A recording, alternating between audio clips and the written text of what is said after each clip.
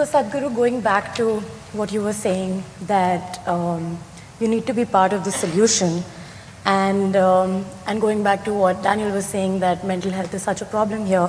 At U of T, we are constantly challenged by new ideas by some of the greatest minds in the world.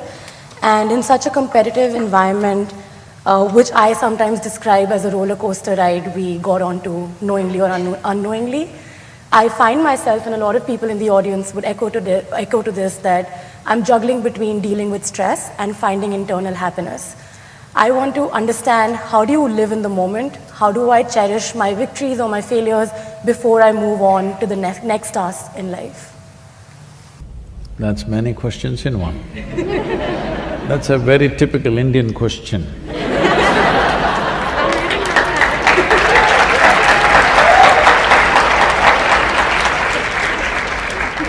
She left India only a year ago. So, to address the basic aspect of your question, which is how do you live in the moment? I'm asking you, please live somewhere else and show me for 1 month. Can you? Can you live somewhere else? Then why such a question? But you're mentally somewhere else, even if you're… No, mentally you're not somewhere else. You're here and thinking about something. So, you need to understand this. It took millions of years of evolution to get you to this level of cerebral activity. Now you're suffering your cerebral activity. Somebody is teaching you, don't think about yesterday, don't think about tomorrow, just be here in the moment. What they're telling you is, rewind the evolutionary process, become like an earthworm. Yes, of course, an earthworm is eco-friendly creature, which human beings are not, unfortunately.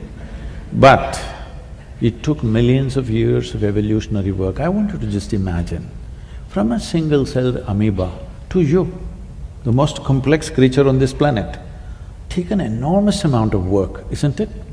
You think it was all wrong? Hello? You think it was all wrong? So the problem is just this, you have a very sophisticated machine in the form of human mechanism. The simple question is, have you read the user's manual? User's manual? No. How is that? When will you read it? When you're 80 years of age?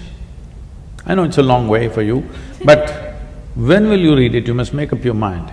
See, suppose you buy a phone, do you want to read the user's manual within the first 3 days after you bought it, or after 3 years when you're discarding the phone? When do you want to read it? In the very beginning, at the earliest possible time, isn't it? So right now, the problem is just this. This is a very sophisticated machine. You have made no effort to know this. Without knowing this, you want to live in this and drive through the world in this, so it's a disaster, all right? You want to know everything about the universe, you don't want to know anything about this, so you're paying the price. You know where galaxy number 64 is, but you don't know where the hell you are, you're asking, how can I be in the moment?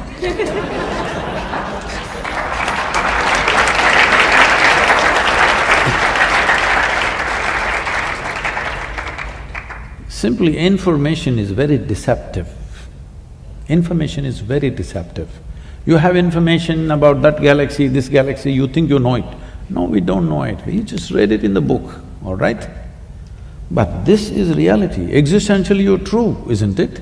Humans know everything about this because this is you. You don't know that galaxy, that's another matter. If you wish, you can know. But you must know this because everything that you experience through this, isn't it? Do you see me right now? Where? Right here. Now, this light is falling upon me, reflecting, going through your lenses, inverted image in the retina. You know the whole story. Where do you see me right now? Within yourself. Where do you hear me right now? Within yourself. Suppose suddenly I become blurry and hazy, you think something wrong with me or with your vision?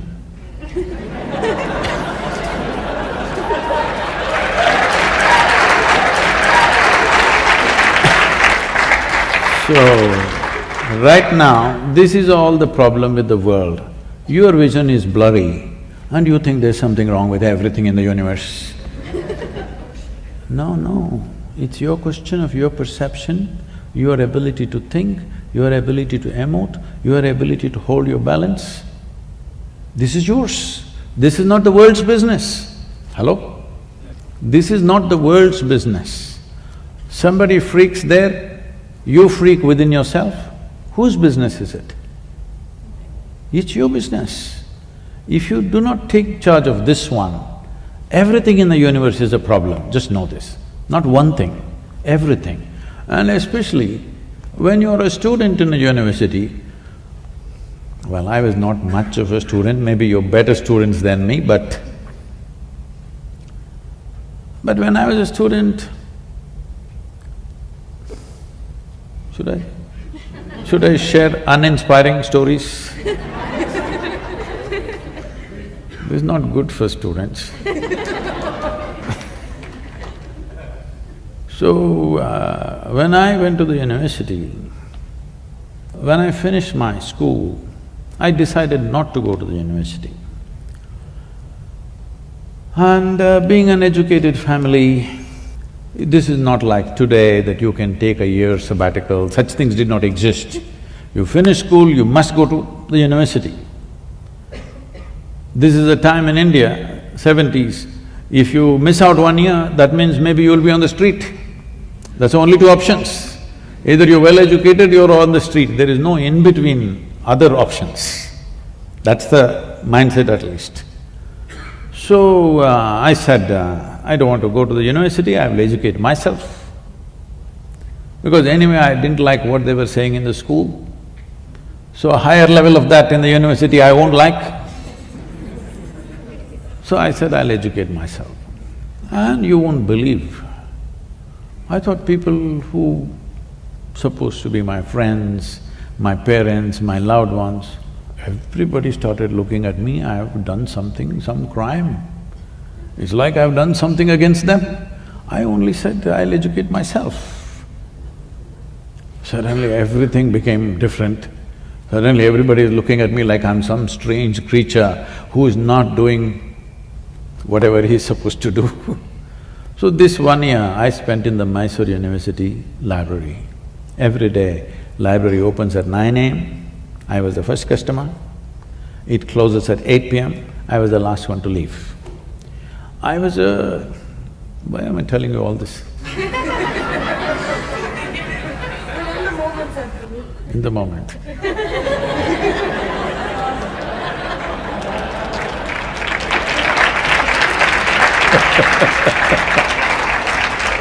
So, I know these days this generation can't eat a full stomach, but I would normally eat 2 times of what anybody eats. But I never put on weight, there was so much activity. Every day I'm cycling 40-50 kilometers, I'm swimming, I'm climbing trees, I'm doing things. Whatever I eat, I'm always hungry. So I'm a big eater. This 1 year, you won't understand this unless you know how voracious I was. 1 whole year, I didn't eat lunch, which was a huge achievement for me. I would stuff myself with as much breakfast as possible and entire day in the library, 8 o'clock I come home and then eat. This may look funny today because today I have only 1 meal a day. At that time, it was such a big thing because however big the breakfast is, by 10:30, 11 I'm hungry. I remain hungry till 8 PM, which was a huge thing for me. Today it's very simple for me to be without food. So I read all kinds of things, from Homer to Kalidasa, to popular mechanics, to National Geographic, this, that, all kinds of things. Nothing in particular, simply literature, philosophy, geography. Geography always fascinated me, so a lot about the world and the planet. 1 year went by like this. When the next academic year started coming, drama started at home. You know, initially your father tries to put his pressure, it doesn't work. And then the final armor is, mother, tears will come. Then you don't know what to do, you have no weapons against that one. So I said, okay, I will join the college, but only if it's English literature. They said, what will you do reading poetry? What will you do? My father, being a physician, said, I've got the seat ready for you, get into the medical college, you'll do well. I said, no, doctor, no. Then he says, okay, do engineering. Then I said, this is not right. When I said no to doctor, if you had told me become a veterinary doctor, Ayurvedic doctor, this doctor, which doctor, something, I would look at it. I say no to doctor, you say engineering. This doesn't go well with me. So I said, no, literature or I'm going back to the library. So they said, okay. So I went there, joined Mysore University. Teachers come with huge notes, generally handwritten notes, and they're reading it and ask everybody to write down. Entire class is writing. On those days it's fountain pens. They make noise, kar kar kar kar kar kar kar kar. 30-40 people writing kar kar kar kar, it just irritates me. I said, this is not it. See, that notes, whoever gave you that notes, you give it to us, we'll photocopy it and give it back to you. We don't have to come, you don't have to come. But I have a billion questions. Is somebody going to answer damn questions that I have? I have a cloud of questions walking with me wherever I go. Whoever I find, if I think this guy can answer, I'll throw 10 questions at him. So I want to ask somebody questions that I have, but no, they thought these questions are too much trouble. Then I made a deal with them, that they will give me my attendance and I will stay out and not ask questions. So I generally parked myself in the university garden, we had a huge garden. I planted myself under a tree. Then to my amazement I found, people started coming to me. Education problems, money problems, boyfriend-girlfriend problems, all kinds of problems. Then I discovered everybody had a problem. I was the only freako who didn't have a problem. I was trying to think up a problem for myself, what is my problem?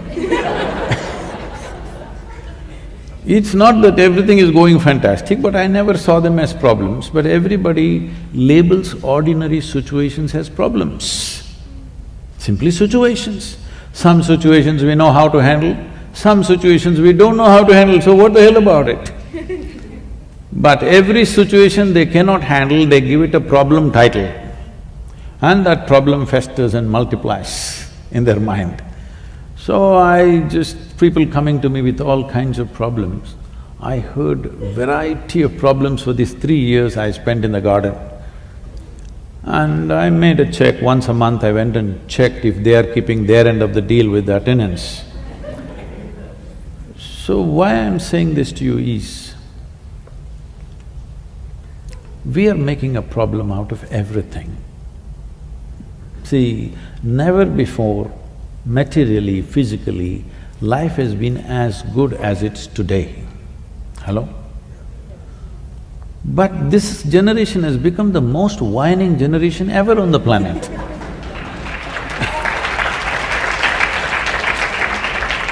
Small things, big things, everything whining, simply because they're taking such strong positions on everything. There is… youth means you must be open. You've not taken any position in your life yet. Yes.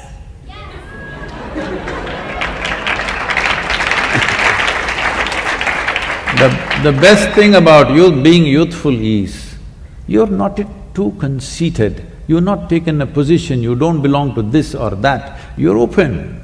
That is the best part of being youthful. But today I see people have taken strong positions about everything in the world.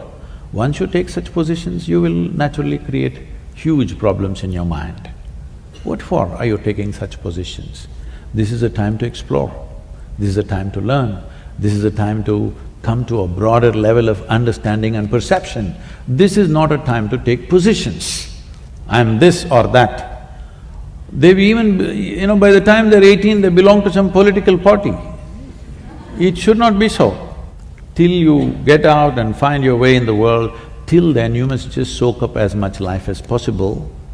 Just see tomorrow what really works and you support that, what works for you and for everybody around you. Taking strong positions, the moment you take strong positions, the openness of your mind is lost. Once your mind is not open, suffering is inevitable. How else it'll be?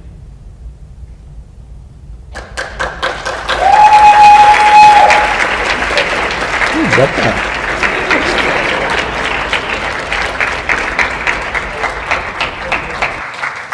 Thank you very much.